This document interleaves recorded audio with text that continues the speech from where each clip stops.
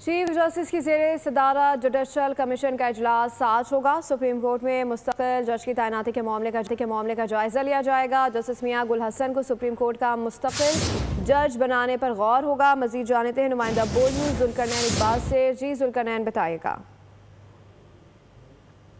पहला इजलास होगा जुडिशल कमीशन ऑफ पाकिस्तान का उसकी नई तश्कील 9 के बाद, जिसमें चीफ इस्लामाबाद हाई कोर्ट के लिए से मुस्तकिल जज के नामजदगी सुप्रीम कोर्ट में करने के लिए गौर होगा। और हमारे जराए बता रहे हैं कि जस्टिस मियां गुल हसन औरंगजेब जो भी आर्जी तौर पर सुप्रीम कोर्ट में है, लेकिन जज वो इस्लामाबाद हाई कोर्ट के ही कंसिडर होते हैं, उनकी सुप्रीम कोर्ट में बतौर मुस्तकिल जज तैनाती पर गौर किया जाएगा। इसी तरीके से सिंध और बलोचिस्तान हाई कोर्ट के मुस्तकिल चीफ जस्टिस की तैनाती के लिए भी तीन नामों के ऊपर गौर किया जाएगा।